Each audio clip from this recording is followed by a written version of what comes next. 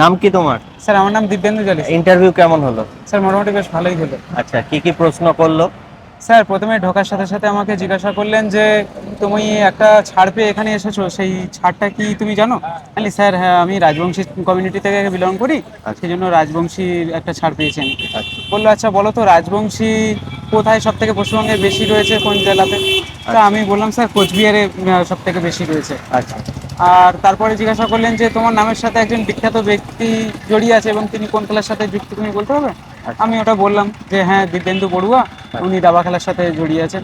আচ্ছা। এইগুলোই ধরছিলাম স্যার। আর অ্যাটমসফিয়ার কেমন?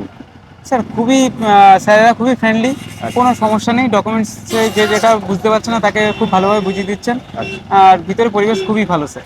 ভেতরে কতজন অফিসার ইন্টারভিউ নিচ্ছেন? স্যার ভিতরে 5জন স্যার এবং একজন ম্যাডাম ইন্টারভিউ নিচ্ছে। আচ্ছা, কোশ্চেন কি সবাই করছিলেন? কোশ্চেন মোটামুটি সবাই করছিলেন, সবাই। আর তুমি এখান থেকে ঢোকা থেকে শুরু করে কি কি হলো প্রসেসগুলো একটু বলবে আমাদের? হ্যাঁ, প্রথমে ঢোকার সময় ওনারা একটা ঘরে বসতে বললেন আচ্ছা। এবং ওখানে আমাদেরকে একটা ফর্ম দিলেন। সেই ফর্মে নিজের নাম, বাবার নাম, হবি, ওগুলো আমাকে লিখতে হলো। হ্যাঁ। তারপরে ওইগুলো লেখা কমপ্লিট হলে ওখান থেকে আমাদের আরও একটা ঘরে নিয়ে যাওয়া হলো। আচ্ছা। সেখানে গিয়ে আমাদের প্রেজেন্ট হলো এবং যে যার একটা সিগনেচার নিয়ে নিল। আচ্ছা। সেখান থেকে স্যার তারপরে নিয়ে যাওয়া হলো একটা ডকুমেন্ট ভেরিফিকেশন রুমে।